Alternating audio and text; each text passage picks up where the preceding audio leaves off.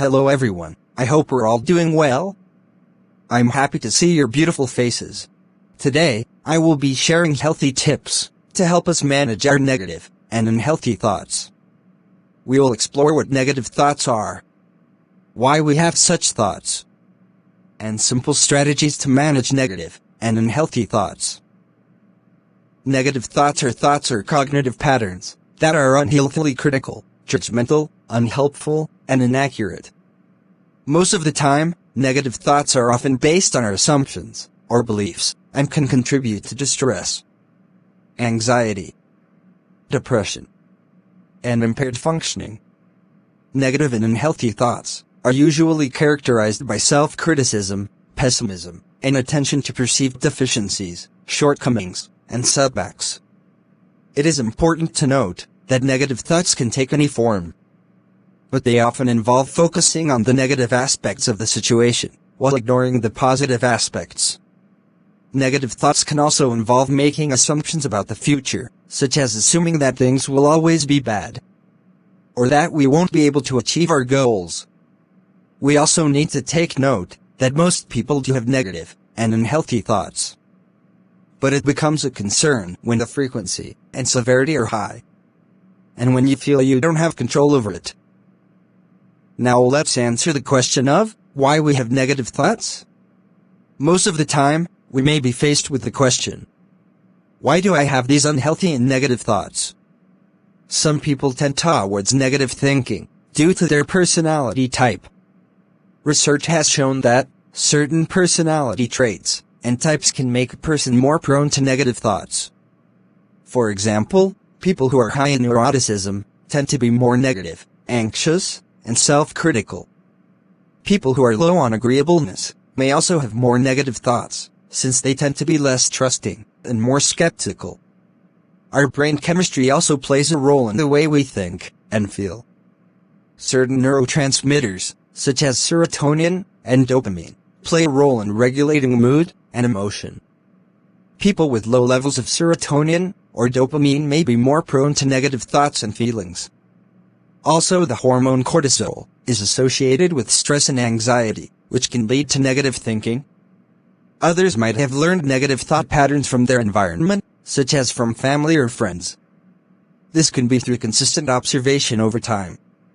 Sometimes, negative thinking is a response to difficult life circumstances, such as a loss or traumatic experience. And sometimes, it's simply a result of being stressed or overwhelmed. Let's take for example stress, which could be one of the possible causes of negative thoughts. When we are under stress, our brains are more likely to engage in what's called cognitive biases. These are errors in thinking that make us more likely to think negatively. One example of a cognitive bias is called confirmation bias. This is when we pay more attention to information that confirms our negative existing beliefs, while ignoring information that contradicts them. Let's now delve into the final part of this psychoeducation class. I will be sharing 6 healthy tips that can help challenge our negative thoughts. These strategies will help reduce the intensity and severity of the negative thoughts you're having, which will in turn break the negative momentum and also allow you to be objective with them. Number 1. See thoughts first as ideas and not facts. The thing here is that our thoughts are simply ideas and not objective facts. Most times we often get caught up in our thoughts and take them as absolute truth. But by remembering that thoughts are just ideas, we can step back and view them more objectively. This can help to recognize when we are having negative thoughts. Number 2. Pull back and observe the thoughts. Try to visualize the thoughts from a third-party perspective. Negative and unhealthy thoughts are conclusions we draw based on our negative programming. They are not facts, but they are your distorted conclusion. Projecting your thoughts out of your head is one of the ways you can pull back and observe. It helps you reframe them and help you assess them more objectively. Imagine yourself writing your thoughts on a piece of paper and trashing them. Once you identify the thoughts to be unhealthy and negative, picture yourself listing out the thoughts on a paper and imagine yourself shredding it and discarding it. Tip number 3. Distract yourself from them. One thing you don't want to do when having negative and unhealthy thoughts is to get caught in the web of ruminating on them. Distracting yourself helps you to break that flow and focus on something else. Using grounding and mindfulness strategies are effective distracting tools. Let's explore a few of them briefly. 1. The 5, 4, 3, 2, 1 technique. This is when you look out for 5 things you can see, 4 things you can hear, 3 things you can touch, 2 things you can smell, and 1 thing you can taste. You are engaging your senses to help you become more conscious of the present moment. This can be repeated and alternated as many times as possible. Number 2 is a complex mental task. Mental tasks such as counting down from 100 to 0 can help bring your mind to the present moment and distract you from negative thoughts. Number 3, splashing cold water on your face. That can help you less anxious and worry. Number 4, taking a drink slowly and mindfully, looking out for how those activities affect all of your senses. Number 5, take a deep breath. Gradually breathe in and out. Try to imagine the air going through your nostrils to your lungs, and imagine the same reverse process when you breathe out. Number 6, color focus. This strategy is when you pick a particular color in your mind, and you try to look around you for any object that has the same color you picked in your mind. For each object with a matching color, you try to focus on them and describe them. Tip number 4, find something to be grateful for. The importance and effectiveness of gratitude cannot be overemphasized.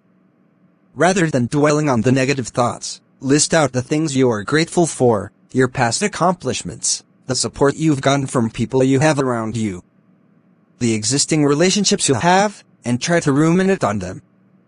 Gratitude has a positive correlation with positive emotions. Tip number 5, focus on how you respond. As much as you may not be able to stop the negative thoughts from coming, let your effort be on how you respond to them. The more you try to stop your negative and unhealthy thoughts, the more you fuel them. The fact is that you don't have absolute control over the thoughts. What you have absolute control over is how you respond to those negative thoughts. If you consistently and healthily respond to them, over time, the negative and overwhelming thoughts will gradually resolve.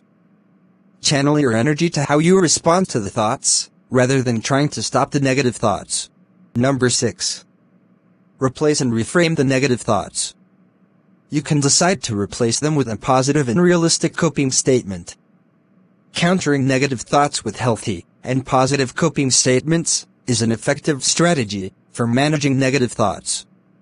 Ensure you have those statements prepared or planned, so you are not just trying to come up with a coping statement when the negative thoughts come.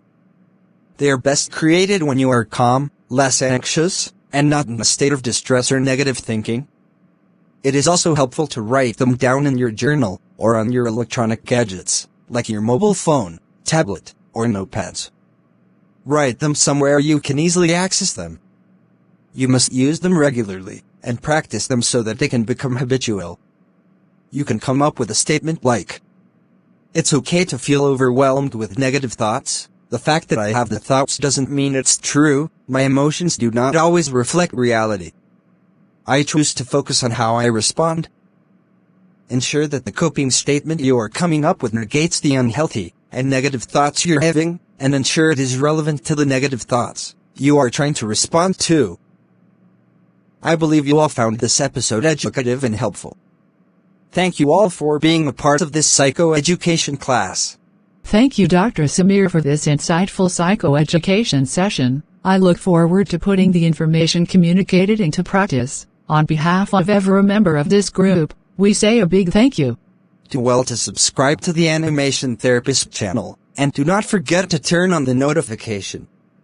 Endeavor to like, comment, and share our videos. Cheers.